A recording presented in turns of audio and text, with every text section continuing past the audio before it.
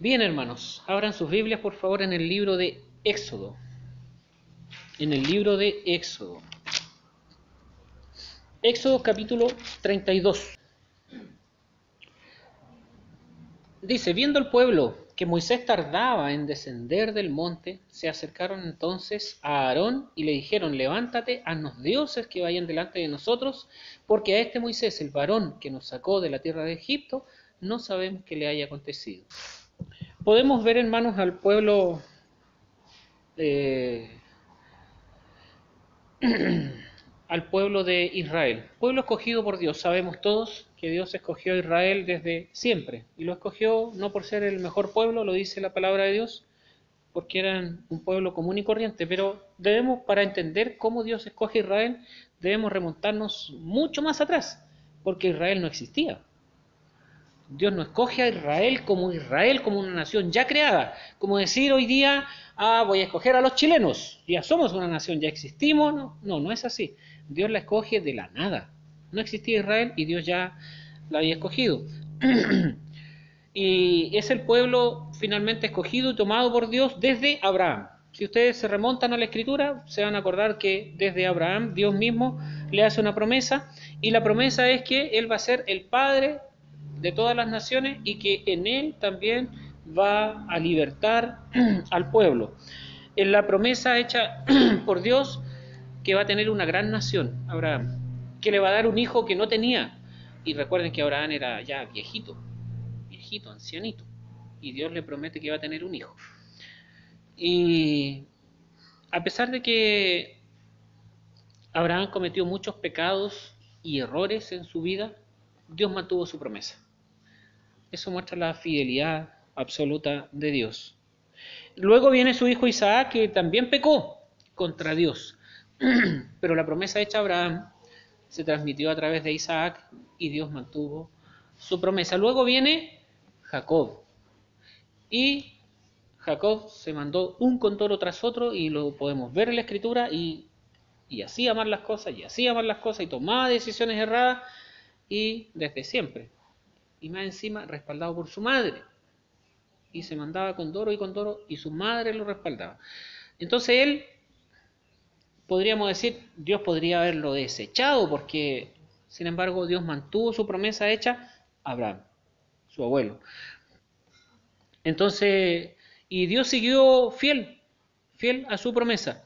Luego vino el hijo de él, o sea, bisnieto de Abraham, José.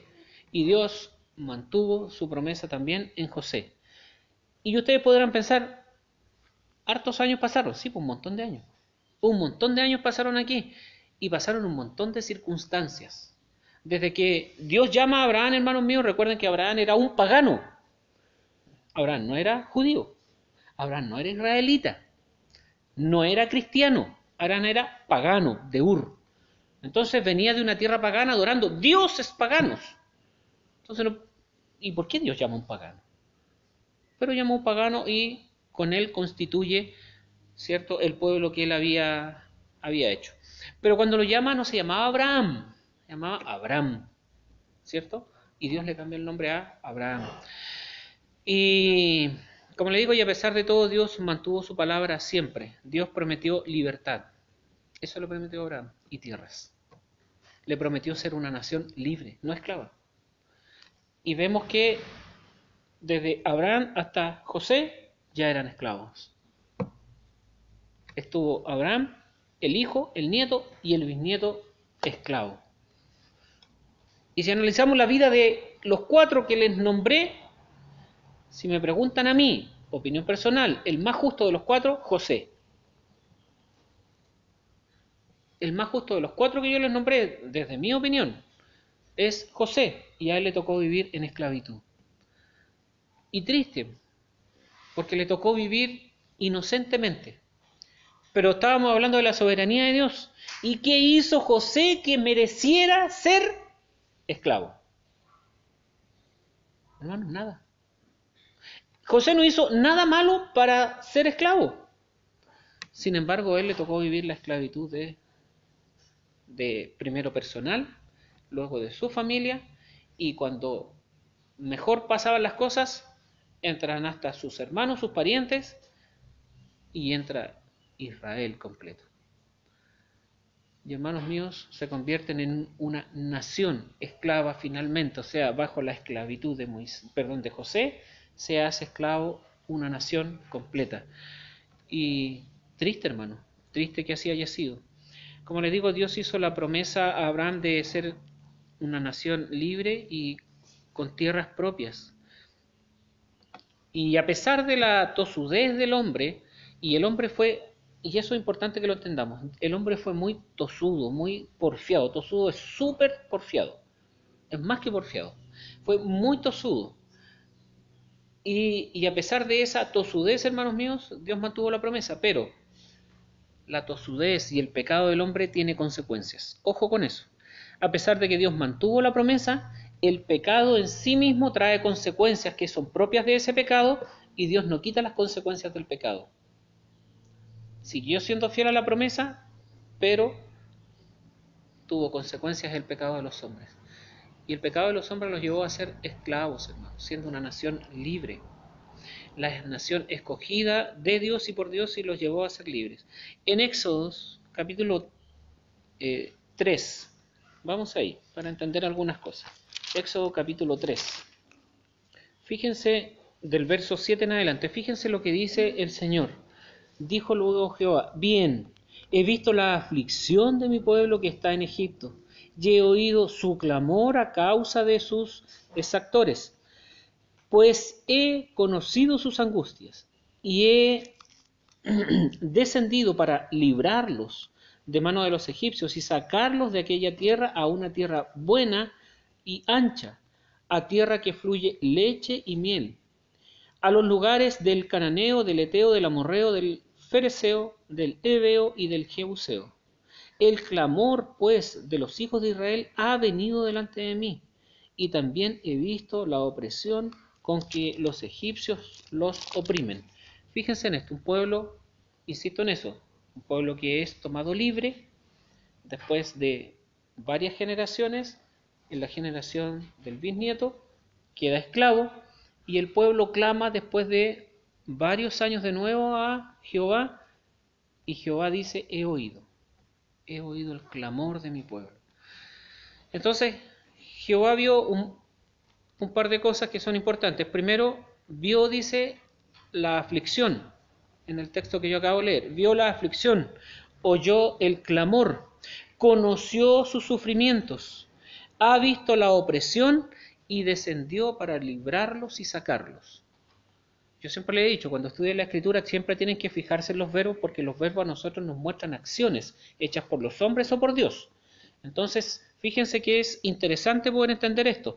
Vio la aflicción, oyó el clamor, conoció los sufrimientos, ha visto la opresión y descendió para librarlo. Entonces, después, hermanos míos, de haber visto todo lo que vio, de haber oído y de haber presenciado, indudablemente, él decide descender.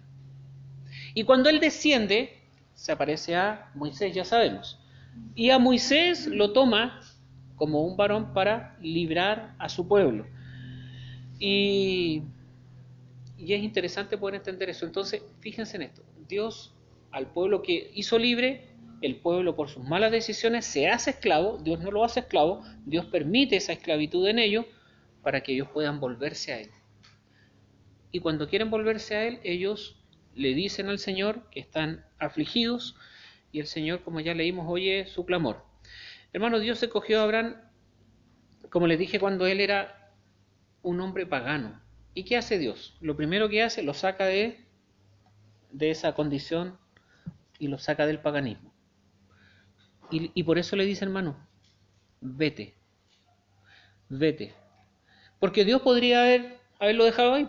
Desde ahí mismo haber hecho la nación de Israel. ¿Por qué no lo hizo? Ah, no, porque necesitaba que Abraham fuera a presentar holocausto allá a la tierra prometida. No. O porque esta tierra estaba ocupada y Dios le tenía destinado acá. No, Dios es soberano. Podría haber hecho como Él quisiera y todo hubiera estado bien. Sin embargo, lo saca, hermanos míos. Y Dios te sacó a ti también del pecado y a mí.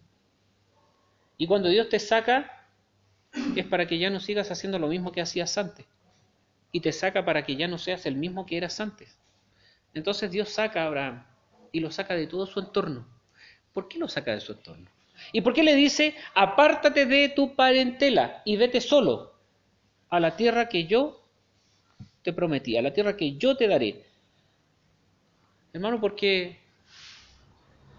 siempre que uno está rodeado, hermanos míos, de personas que no comparten la misma visión que tiene uno de Cristo, de la Escritura, hermanos, somos influenciables todos, todos. Si los adultos somos influenciables, imagínense los niños.